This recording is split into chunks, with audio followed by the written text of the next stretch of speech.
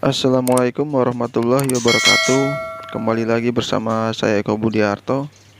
Jadi pada kesempatan kali ini saya ingin sedikit berbagi pengalaman ya tentang menjodohkan murai batu di usia trotol. Nah, di sini burung saya adalah dengan sistem poligami dengan 2 betina atau 1 pejantan. Jadi untuk burung saya ini adalah 2 betina dan 1 pejantan. Nah, kebetulan untuk betinanya itu adalah usia lebih tua dibandingkan usia si pejantannya. Karena saat pertama kali saya memasukkan burung ini ke dalam kandang ternak, si betina sudah mulai masuk tahap mutasi ke bulu dewasa ya teman-teman. Nah, untuk pejantan sendiri saat itu masih kurang lebih di usia 3 bulanan. Nah, sekarang saya sudah pelihara sekitar hampir 2 bulan. Posisinya si betina sudah selesai mabung, ada yang masih dorong ekor. Dan untuk si pejantan sendiri saat ini sudah proses mutasi ke bulu dewasa ya teman-teman. Sama seperti di penampakan, nah itu adalah burung pejantan saya. Nah, kenapa saya menjodohkan murai batu itu dari usia trotol? Karena faktor kendala biaya ekonomi ya teman-teman.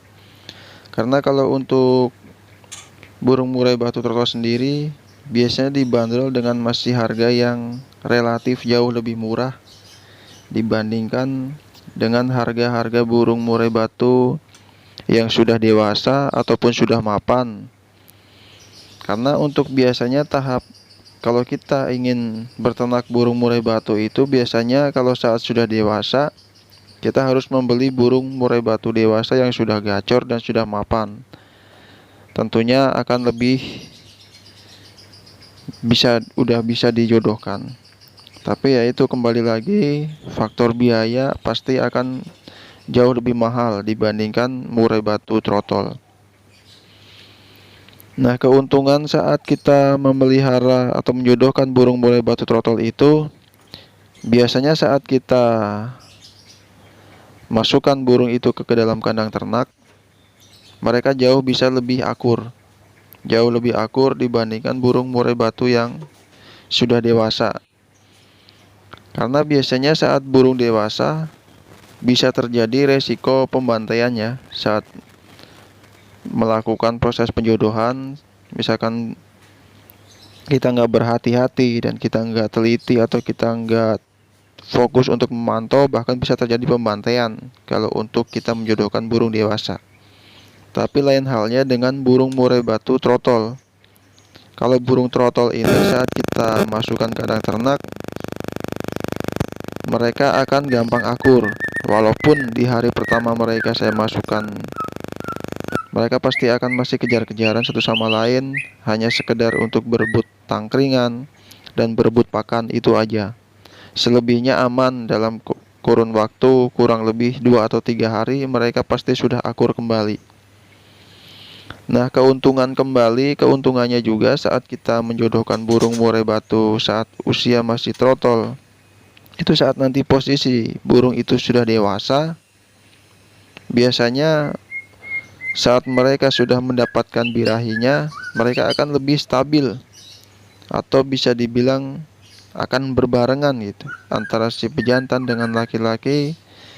Proses birahinya kemungkinan akan bareng dibandingkan dengan kita saat menjodohkan murai batu itu saat dewasa. Walaupun kalau misalkan posisi kita menjodohkan murai batu itu di usia trotol, ya emang relatif waktu lebih lama dibandingkan kita menjodohkan murai batu dewasa. Tapi untuk resiko-resiko kematian dan pembantaian itu lebih minim kalau untuk murai batu yang masih muda atau masih trotol ini.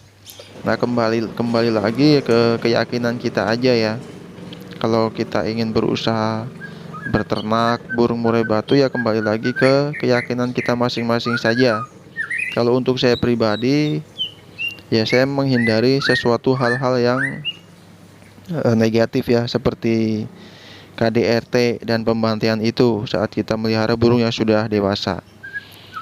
Nah, sekarang untuk porsi pakan sendiri untuk burung saya ini adalah 3 burung saya berikan EF-nya jangkrik itu 30 ekor di pagi hari dan 30 ekor di sore hari. Nah, burung saya ini masih dalam proses juga masih makan fur, saya berikan fur juga dan mereka masih makan fur. Dan untuk pemberian EF lainnya seperti jangkrik, cacing, ulat hongkong atau ulat kandang dan kroto, saya berikan 2 hari sekali atau bisa lebih simpel lagi tergantung stok yang saya punya. Seminggu saya berikan 2 kali atau 3 kali.